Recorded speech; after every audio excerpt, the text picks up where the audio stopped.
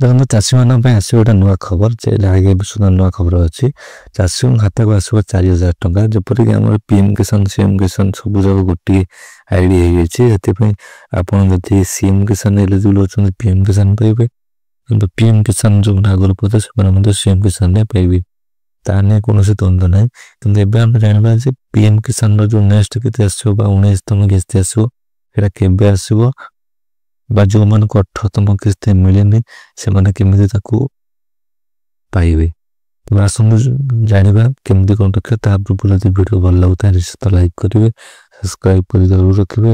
ଆଗାମୀ ଭିଡ଼ିଓ ପରେ ଏବେ ଆସନ୍ତୁ ଜାଣିବା କେଉଁମାନେ ପାଇବେ 4,000 ଟଙ୍କା ବା କେଉଁମାନଙ୍କୁ 4,000 ଟଙ୍କା ମିଳିବାକୁ ଯାଉଛି।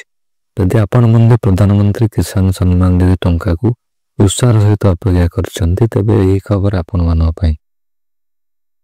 ତ ଏହି ଖବର ଆପଣମାନଙ୍କୁ ଉପଯୋଗୀ ହୋଇପାରେ, କାରଣ ସର୍ବଶେଷ ଅପଡେଟ୍ ଅନୁସାରେ ଏହି ମାସର ଯୋଗ୍ୟ କୃଷକ ଆକାଉଣ୍ଟରେ 19ତମ କିସ୍ତି ଟଙ୍କା ଜମା ହେବ।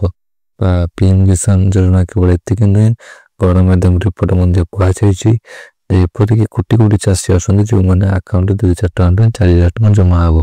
ତେବେ ଏହି ଅର୍ଥ ହେଉଛି ସେମାନଙ୍କର କୃଷକ ବା କୃଷକ ପ୍ରଣାଳୀରେ ସାହାଯ୍ୟ କରିବା ପାଇଁ ଅର୍ଥ। ଏହା ହିଁ ବହୁତ ଶୀଘ୍ର ପ୍ରଦାନ କରାଯିବ ବୋଲି ମନ୍ତ୍ରୀ ନିଜେ କହିଛନ୍ତି। ତାପରେ ଆମର ଯେଉଁମାନେ ରହିଲେ ଏଥିସହିତ ସେମାନେ ବର୍ତ୍ତମାନ ସରକାରୀ ନିୟମ ପୂରଣ କରିଛନ୍ତି। କୁହାଯାଉଛି ଏହିପରି ଚାଷୀମାନଙ୍କୁ ଉଭୟ କିସ୍ତିର ଲାଭ ମିଳିବ, ଅର୍ଥାତ୍ ଏହି ଚାଷୀମାନଙ୍କ ଆକାଉଣ୍ଟରେ 4,000 ଟଙ୍କା ଜମା ହେବ। ତେବେ ଏ ବାବଦରେ ଏପର୍ଯ୍ୟନ୍ତ କୌଣସି ସରକାରୀ ଘୋଷଣା କରାଯାଏ ନାହିଁ। ବାସ୍ତବରେ ଯୋଗ୍ୟ ହେବା ସତ୍ତ୍ୱେ ମଧ୍ୟ କୃଷକମାନେ ବୈଷୟିକ ତ୍ରୁଟି ଯୋଗୁଁ 18ତମ କିସ୍ତିରୁ ବଞ୍ଚିତ ହୋଇଥିଲେ, କିନ୍ତୁ 19ତମ କିସ୍ତିରେ ସମୟରେ ଏହିପରି କୃଷକଙ୍କୁ ସାମିଲ କରାଯିବ ବୋଲି ବିଶ୍ୱ ସୂତ୍ରରୁ କୁହାଯାଉଛି। ତେବେ ଏଥିସହିତ ସେମାନେ ତେବେ ସୂତ୍ରରୁ ପ୍ରକାଶ ଏବେ କୃଷକ ପ୍ରଥମ ତାଲିକାରେ ପ୍ରସ୍ତୁତ କରାଯାଇଛି। 2,000 ଟଙ୍କା 4,000 ଟଙ୍କା PM କିଷାନ ଯୋଜନା ଏହି ଯୋଜନାରେ ବଢ଼ୁଥିବା ଠକେଇକି ରୋକିବା ପାଇଁ 3ଟି ନିୟମ ଲାଗୁ କରିଛନ୍ତି, ଯାହାର ସମାପ୍ତି ପ୍ରତ୍ୟେକ ହିତାଧିକାରୀ ପାଇଁ ବାଧ୍ୟତାମୂଳକ। ଯେଉଁ କୃଷକମାନେ ଏପର୍ଯ୍ୟନ୍ତ ଇକ୍ୱାଇସ୍ କରିନାହାନ୍ତି ତାଙ୍କୁ ଏବେ କୁହାହେଉଛି ସେଇଟା ଯଥା ଶୀଘ୍ର କରାନ୍ତୁ। ଯେତେ ଶୀଘ୍ର ଆପଣ ଇକ୍ୱାଇସ୍ କରିବେ ସେତେ ଶୀଘ୍ର ଆପଣ PM କିଷାନ ପଇସାରୁ ବଞ୍ଚିତ ହେବେ ନାହିଁ। ଯଦି ଆପଣ ଇକ୍ୱାଇସ୍ କରିଦେଇଛନ୍ତି ତାହେଲେ ଭିଡ଼ିଓକୁ ସ୍କିପ୍ କରନ୍ତୁ। ଯଦି ଆପଣ କରିନାହାନ୍ତି ତାହେଲେ ନିଶ୍ଚୟ ଦେଖନ୍ତୁ। କେମିତି କରିବା ମଧ୍ୟ ମୁଁ କହିଛି। ପାଖ ନିକଟସ୍ଥ CA ସେଣ୍ଟର ଯାଆନ୍ତୁ କିମ୍ବା ନିଜ ମୋବାଇଲରେ ମଧ୍ୟ ଆପଣ କରିପାରିବେ।